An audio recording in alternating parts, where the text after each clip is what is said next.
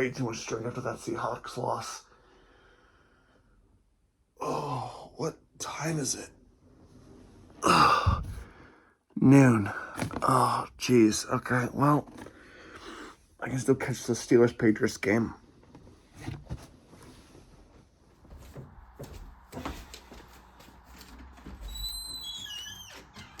Oh, man. Why is it so cold in September?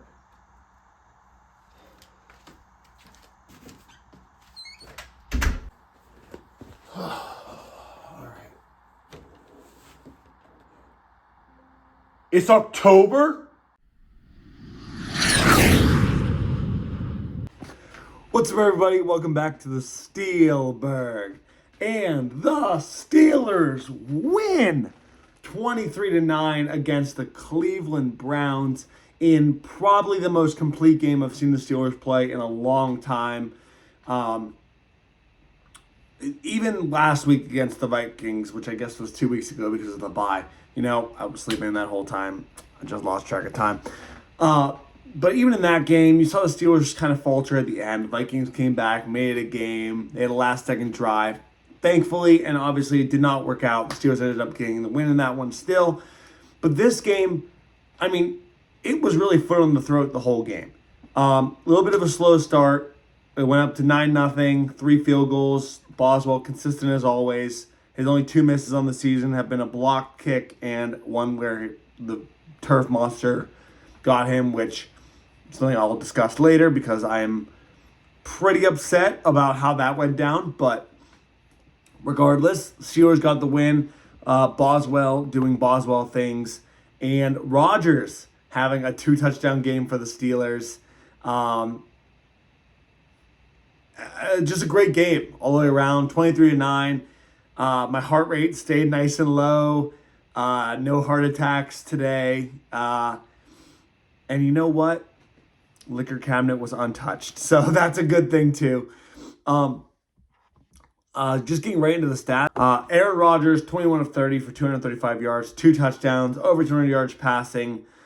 And a lot of that went to DK Metcalf. DK Metcalf, 4 receptions, but for 95 yards and a touchdown, including 2 beautiful catches. One being on first drive of the game, down the field. Or second drive of the game. It was like a 3rd and long, and it was down the field. Really contested catch. He was matched up against, let me find who that corner was. Tyson Campbell. He was matched up against Tyson Campbell all game. Got to give credit where credit's due. Campbell did a good job of guarding him. Had a couple good pass breakups, but Metcalf got the best of him at the end of the day, especially that long touchdown over the shoulder to him. Darnell Washington was also very productive, 3 for 62.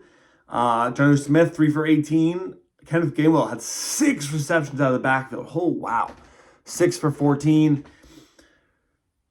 And Roman Wilson was the only other receiver other than DK Metcalf to have a catch. He had 1 reception for a first down, which was 12 yards.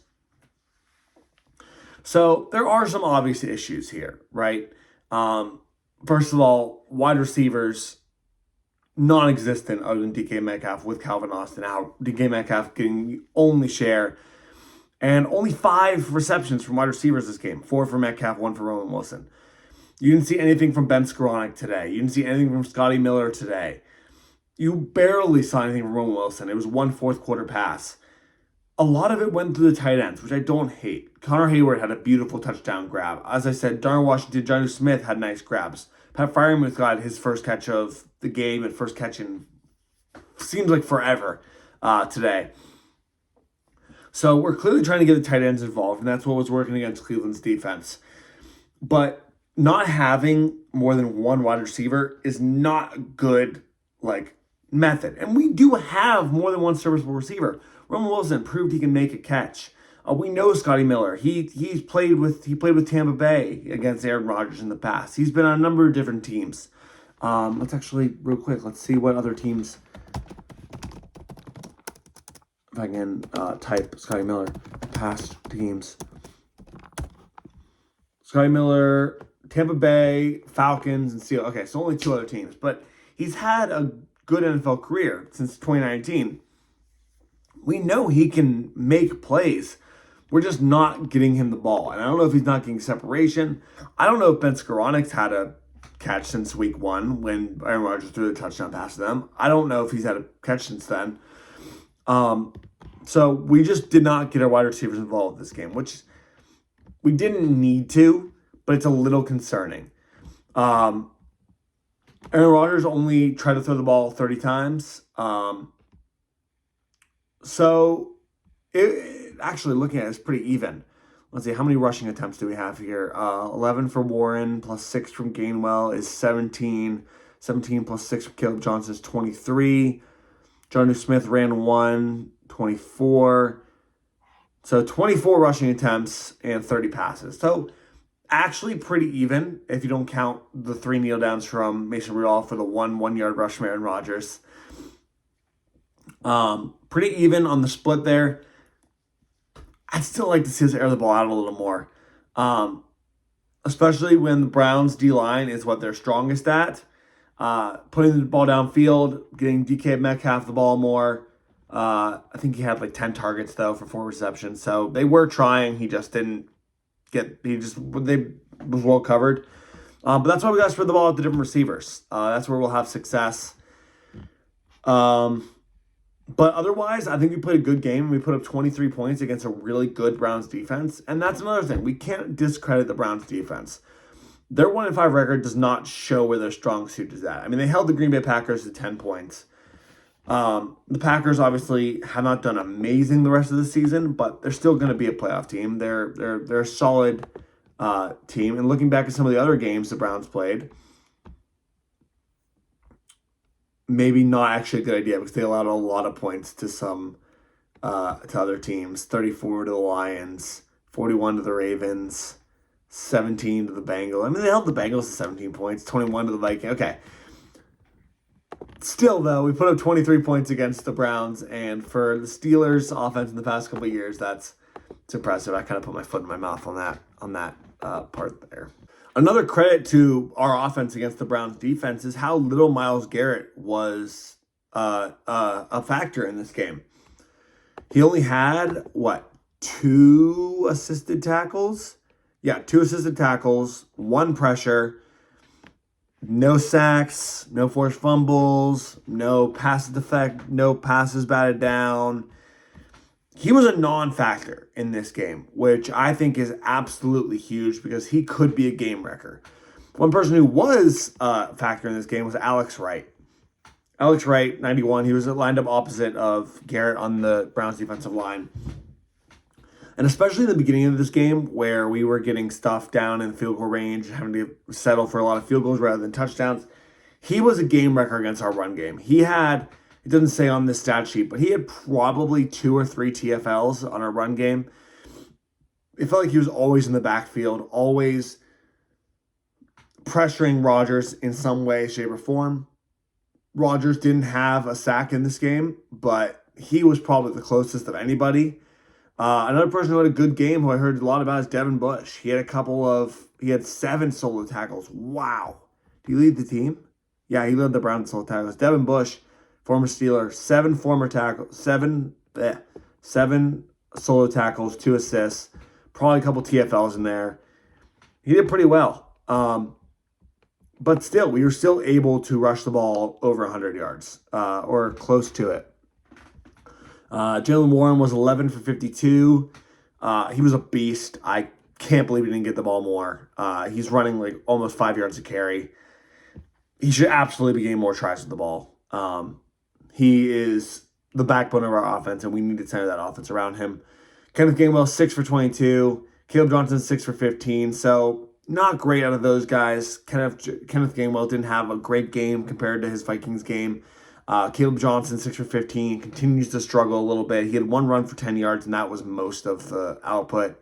Other 5 rushes were probably a combined 5 yards, so he's still struggling, still needs to find his legs under him. And Jonnu Smith, the 1 for 10 yards. So we ended up, we were right around 100 yards rushing on the ground. So about 350 yards total offense. Pretty damn solid. Pretty good, and yeah, we'd love to see that continue against some better defenses in the future, especially next week at Green Bay. Quickly taking a look at what the defense did. Dylan Gabriel was 29 for 52 for 221. No touchdowns, no picks. I mean, that's a rookie performance. He was sacked 6 times this game. Jalen Ramsey had 2 sacks. Nick Herbig had 2 sacks. Derek Harmon had a full sack. Alex Highsmith and TJ Watt each had a half themselves. Browns, they also went with their tight ends. Their tight ends definitely led their offense. Harold Fannin Jr. and David Njoku combining for 10 receptions, over 100 yards. And that, again, is a credit to our defense. We were not allowing them to throw anything downfield. We were forcing Gabriel to make a lot of underneath throws, and the underneath throws went often to those guys and also to their running backs. I mean, Jerome Ford and Dylan Sampson had 7 combined receptions. So you can see a lot of these throws are dump offs. Let's see, 10. I just said that's 17. That's 17 of his 29 passes were to dump offs. And that's not counting any wide receiver screens or anything that are not credited on this stat sheet here. Another big point to our defense was stopping the run game. Tomlin said going into this game that his main goal was to stop Quinshon Judkins because he was a game wrecker. He has been this season. If I just look at his stats from earlier this year,